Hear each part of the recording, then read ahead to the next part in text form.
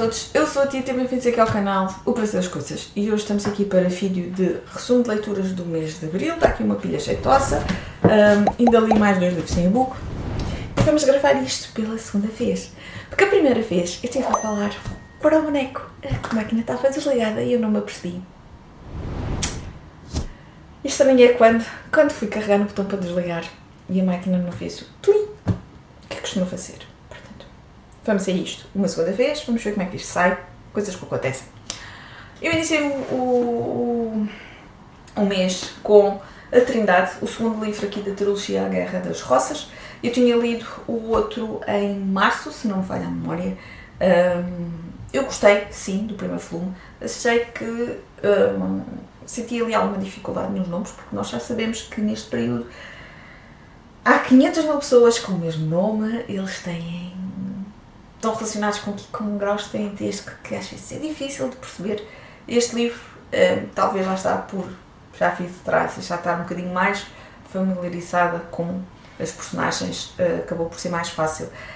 O período das Roças é o período que antecede aqui a parte Tudor, período Tudor, e onde temos aqui a luta dos Lancaster com os York e ainda os Plantagenetas. É sempre um nome que eu tenho muita dificuldade de dizer, que acaba por ser eles que deram os 2 ramos aqui à família. O livro tem aqui uma listagem das personagens, o que é útil, tem mapas, que eu adoro, e tem também algo que é muito importante, árvores genealógicas, de forma a nós conseguirmos perceber melhor estes relacionamentos de parentesco.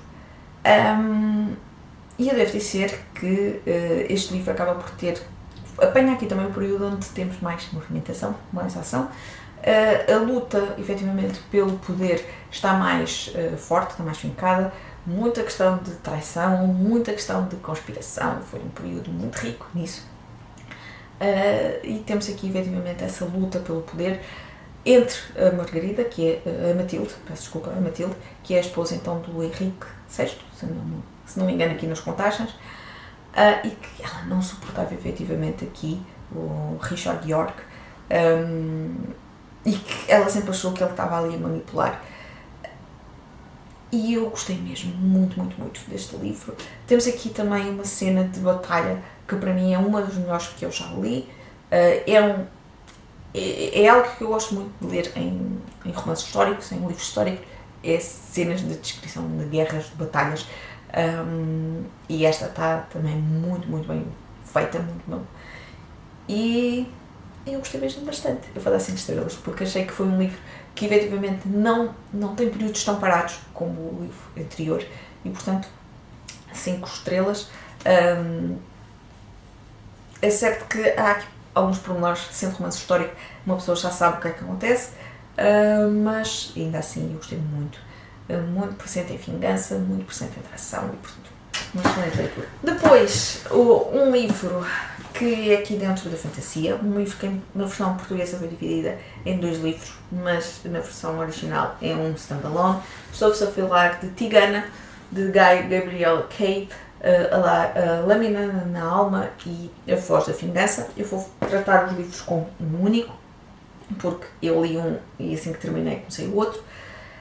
É o mesmo autor de Os Leões de Alhaçan, que li entre 2009 e 2010. Eu depois, se procurar ali no Godurice, eu vou tentar deixar por aqui. Eu sei que foi mais ou menos nessa altura, porque eu lembro de estar em Sines a ler o livro e eu tive em Sines nessa altura. Os Leões é também dentro aqui de fantasia, porque é efetivamente aqui um povo, um território imaginário, mas inspirado na Península Ibérica, mas acaba por ser aqui mais dentro da fantasia histórica. Este efetivamente é mais dentro da fantasia em si.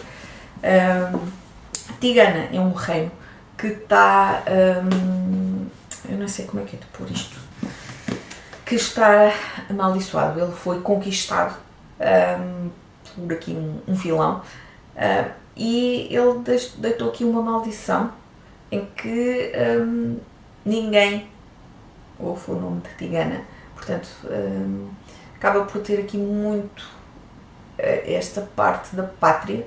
Tivemos pessoas, efetivamente, que moravam em Tigana, que tiveram que partir, e apenas estes, apenas os habitantes, o povo de Tigana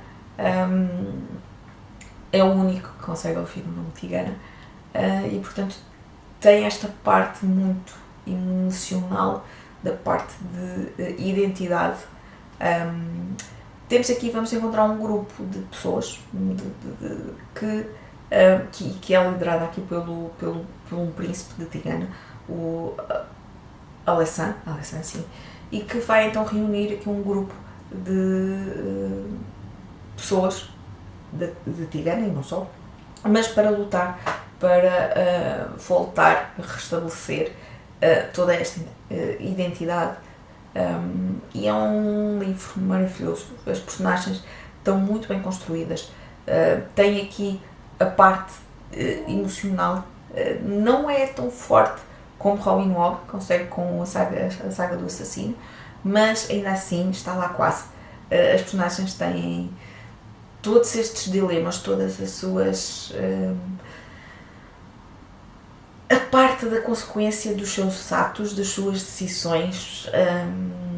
É uma história muito bem construída, momentos em que uma pessoa fica aqui quase...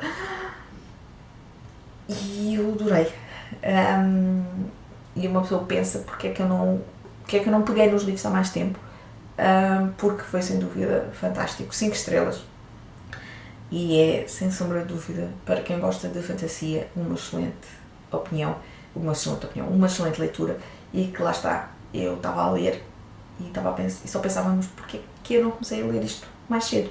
Porque eu comprei os livros em 2020, na Feira do Livro, também sim, tive muito tempo para comprar os livros, porque na altura dos Leões da Alhaçano, eu acho que recomendaram um livro pouco tempo depois, mas também de 2020 para cá demorei 6 anos a pegar neles, mas se calhar foi porque estava na altura certa, mas foram efetivamente uma leitura maravilhosa, com um final que é um final um bocadinho agridoce, mas que também faz parte deste mundo de fantasia, e que me fez recordar não só Halloween Hog, com as sagas do assassino, mas também Mistborn, do Brandon Sanderson, aquele final que por um lado ficamos contentes do que é que aconteceu, mas depois temos aqui outras pequenas coisas que acontecem e que nos deixam aqui com um apertozinho. Lá está, também porque conseguem pôr esta carga emocional nos personagens, e é muito, muito bom, 5 estrelas. Depois li em e-book Perdida em Mentiras, de qualquer coisa Gillian qualquer coisa. Eu li há uns anos, da mesma autora, eu acho que estava a tentar olhar para ali a ver se descubro onde é que ele está, mas não faço ideia, que era A Hora Errada no Sítio Errado, ou algo assim do género, que era também dentro aqui do policial, mas que metia ali um bocadinho da questão de viagens no tempo, portanto tinha ali uma questão de fantasia. Eu na altura adorei este. Este, Perdido em Mentiras, é mais dentro do policial. Temos a história de uma jovem de 20 e poucos anos que desapareceu. Temos depois a inspetora encarregue de descobrir o que é que se passa, de investigar o caso, a ser chantageada por algo que aconteceu aqui há uns anos com ela e com a sua filha, e ela acaba por estar a ser chantageada para incriminar uma determinada personagem sobre este desaparecimento. Vamos ter depois aqui mais um ou outro caso de um desaparecimento, e portanto a história china muito à volta disso, no desaparecimento de mulheres, de algumas mulheres, e desta chantagem que a polícia está a ser sujeita. Eu confesso que no início até estava a gostar, depois achei que a história andou ali pelo meio a enrolar muito em torno da chantagem, e parecia que não saíamos ali, não avançávamos sem nada. Depois a autora também ali, mais ou menos também, dá-nos ali assim um twist, que eu pensei, para aqui, o que é que eu acho que nos serviu, eu acho que foi uma tentativa de nos tentar baralhar, confundir. E não foi uma história que me surpreendesse por aí além. Eu vou dar 3 estrelas. Insisti porque achei que efetivamente podíamos ter uma grande reviravolta no final. Não achei que fosse. Entreteve, sim, mas não foi um livro que fosse tão eficiente como eu estava à espera. Depois, mais um livro de fantasia, um que me foi gentilmente enviado pela Clube do Autor, Alma de Guerreiro, com esta capa fantástica aqui, com estas edges maravilhosas. Eu não vou alongar aqui, porque o livro tem um vídeo de opinião, vou deixar por aqui. Temos então aqui a Princesa Odessa, que não era a escolhida do seu pai, mas acabou por ter que chegar à frente, por assim dizer. E ela vai-nos mostrar que efetivamente é mais forte do que aquilo que ela acha que é. Ela esforça-se para isso, ela trabalha para isso. E portanto eu gostei muito do relacionamento também que ela tem aqui com outra personagem e cheguei ao fim a ansiar pelo próximo volume. Será uma trilogia, pelo que eu vi no Goodreads. Problema, em Portugal só temos ainda o primeiro volume e, para complicar, o terceiro volume ainda nem sequer saiu na versão original, portanto só sai para o ano, vamos ter que aguardar, mas o final, pelo menos a mim, deixou-me aqui muito empolgada, muito ansiosa por querer ter a continuação. E eu não me lembro se disse, eu dei 5 estrelas aqui ao livro, porque lá está, foi mais uma leitura de conforto. Depois, um género completamente diferente, As Últimas Testemunhas, de Svetlana Alexievich. Um livro, como nós sabemos aqui nos livros da Svetlana, são livros que são histórias narradas pela primeira pessoa que ela está a entrevistar.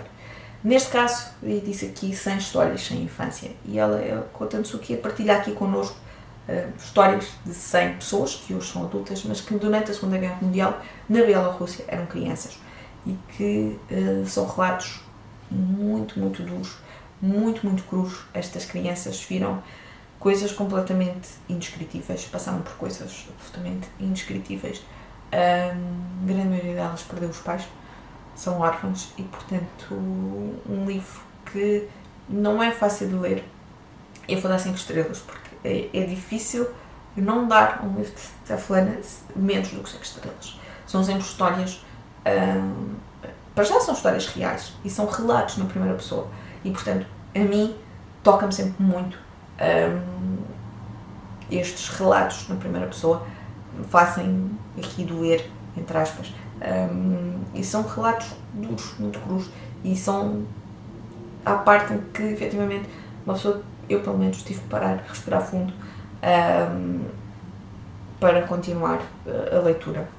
5 estrelas, absolutamente fantástico. Depois, mais uma novidade do Clube do Autor, O Segredo dos Dias Felizes, de Barbara Davis. Eu também não me vou desenvolver aqui muito, porque também antes deste vídeo tinha gravado a opinião deste, e portanto nós temos aqui a história passada em 2 tempos, durante também aqui os anos 40, em França, a personagem Soline, que é uma jovem que com a sua mãe em Paris faz vestidos de noiva, aqui com uma pontinha de magia. Temos a ocupação nazi, e depois temos os anos 80, eu acho que em 1985 vamos acompanhar o Rory nos Estados Unidos, e que de alguma forma a vida destas 2 mulheres vão cruzar. Eu gostei, sim, foi uma leitura em que eu dei 4 estrelas, queria ter mais desenvolvimentos então sobre aqui esta parte da ocupação nazi. Queria também ter aqui tido um bocadinho mais de desenvolvimento na parte da concepção dos vestidos de noiva, desta parte da magia, mas ainda assim gostei muito e dei 4 estrelas. Terminei o mês com A Caça das Malfas, de Valentina Ferreira Silva, agora deu-me uma branca, e eu parti com muitas expectativas com este livro.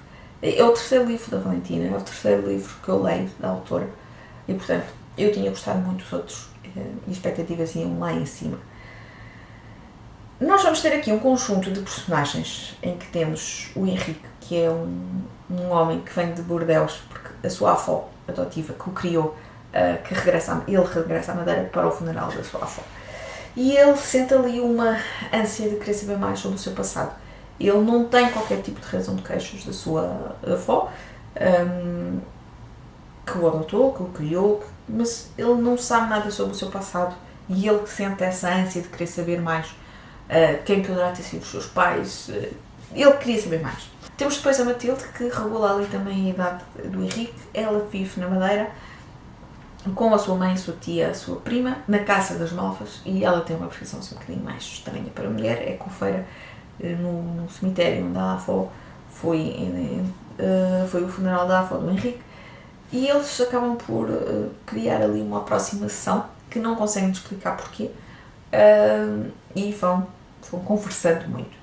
E nós vamos acompanhar também ainda uma terceira personagem, capítulos aqui de uma terceira personagem. Depois temos também um ao outro aqui das Marias.